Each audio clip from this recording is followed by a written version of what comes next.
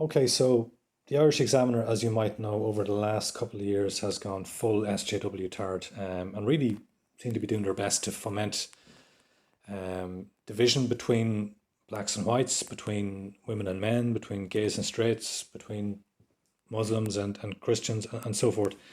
And this this latest article here about Denise Chila is a case in point.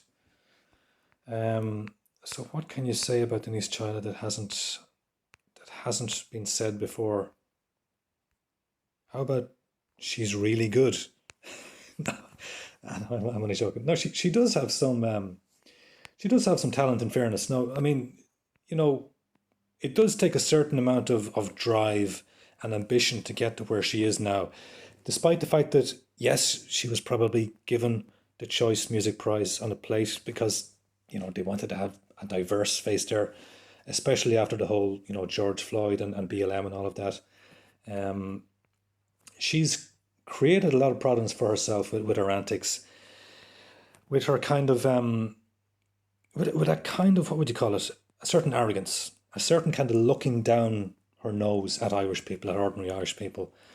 Um, you know, she's very, very ethnocentric, very, very racially conscious, very, very all about black people, and I'm black. But when it suits her, she's Irish. This is the other thing. And if you dare to tell her she's not Irish, oh my God, that's when the trouble starts. So she's Zambian, and she's Zambian Irish, and she's Irish, and she's Black Irish, and she's God knows what she is. So it's this whole fluid identity thing. And that's it's not just her. A lot of kind of younger people have this kind of Americanized view of identity, whereby it has nothing to do with your ancestry, with your roots, your heritage in the country. Um, it's this deracinated view of identity where anyone can be from anywhere, anyone anyone can be Irish, anyone can be Iranian, anyone can be Chinese, anyone can be Zambian, I guess, if you were to follow it through to its logical conclusion. But the thing is, Irish people are not going over to Zambia and calling themselves Zambian. This is the thing. There's no reciprocity with all of this, and you'll find even in Ireland, you don't have Polish people, even Poles who were born in Ireland, going around shouting from the rooftops, "I'm Irish! I'm Irish! I'm Polish Irish! And don't you dare tell me I'm not." You know, Poles aren't doing this in Ireland. Spaniards aren't doing it. You know, Brazilians aren't doing it. Like, even Indians or Chinese aren't doing it.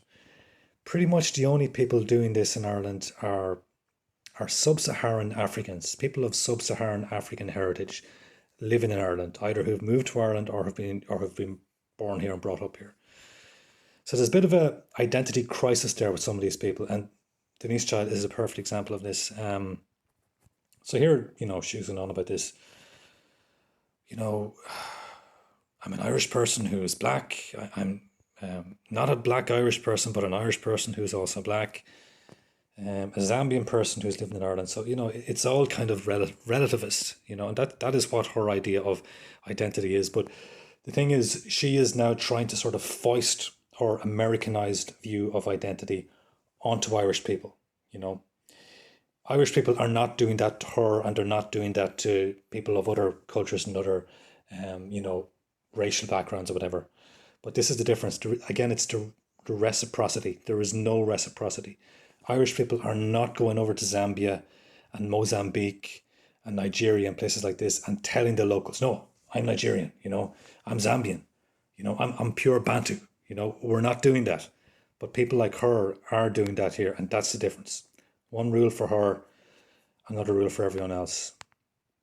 One rule for people like herself, another rule for the Irish.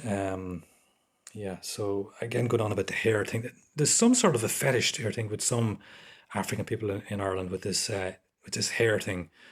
What's her name had this as well? Emma DeBerry has this thing as well. How they think that Irish people have this almost like fetishistic view of African people's hair, of sub-Saharan African people's hair. We don't. We really don't care. Maybe some very young kids are fascinated by your hair, But most people don't give a damn. We really don't care. We have bigger things to be worrying about than what somebody's hair looks like. This is the kind of thing that, 7 or 8 year olds talk about, or, kind of poke fun with each other about. Not adults, not normal grown adults, So get a grip, girl. This is not important.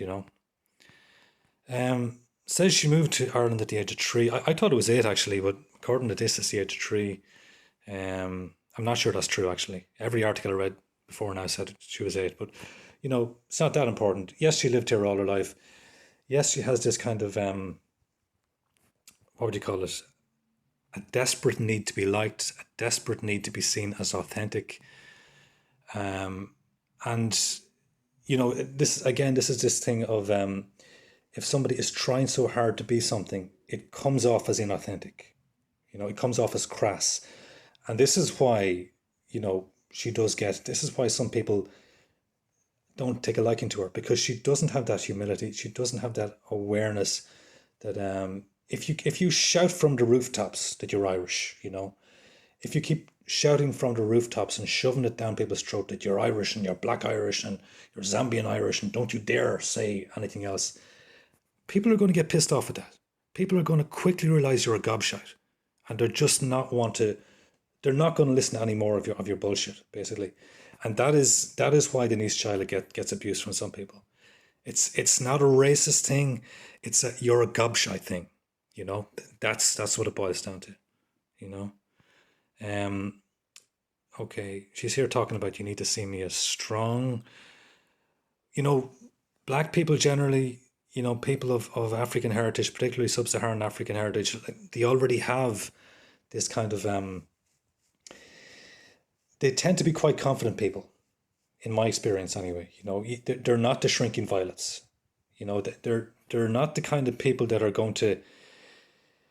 people are going to say are shy or are shrinking violets. Like, so, you don't need to go on about being strong, because people generally see you as strong anyway.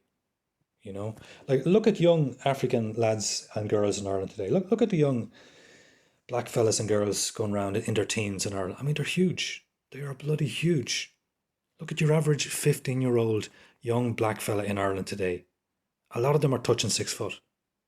A lot of the girls at that age are maybe 5'8", 5'9". They are bloody huge. They're like 3 or 4 inches taller than the average Irish person, of that similar age. So, there's a certain genetic difference there. You can see they do mature physically a little bit earlier than Irish and Europeans, So, so this whole thing of appearing strong is really, it's not relevant. It doesn't make any sense. Reflecting on Rapid Rise, I mean, this, like I mentioned, she has been elevated. She has been thrust forward by the media, by the music industry. A lot of it has been unmerited. It's not that she's without talent. She does have a certain amount of talent, and a certain amount of drive and ambition. But, at the same time, there's no way she would be where she is now without the help of the media, without the help of a very complicit, music industry, a fawning music industry, a fawning media. And, this is not to be unfair. Like, I mean, like I mentioned before, I do, I have neighbors who are descent, whose parents are from Nigeria and other parts of Africa, and a lot of them are very, very decent, nice young fellas, and girls. And I've spoken to them on and off. Like, if I walking around the estate and I see them, we'll say, how's it going? Very pleasant, very nice. So this is not a kind of a thing about having an issue with black people, or people of sub-Saharan African heritage. Not at all. It's basically about people who are role models for these young people. And, you would hope that those young people, those young black people in Ireland today, would have positive role models, people who are about, give an example of this is how to be a positive role model. This is how to strive for good things in life, how to make a success of your life, but also how to respect people, also how to show humility, also how to show humility for your hosts.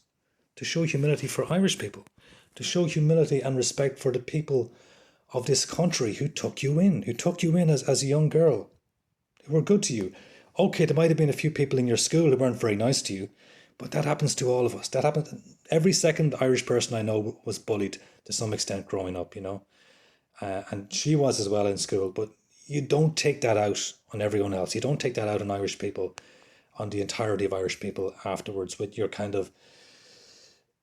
sort of crass, arrogant comments, with your kind of disparaging comments about Irish people, with your disparaging comments about white people in general. This is not how people behave. This is not how Irish people generally behave, So if you want to be treated as a Irish person, as you say you are, then behave like an Irish person. Be decent, be humble, be respectful, and Irish people will be the same back to you.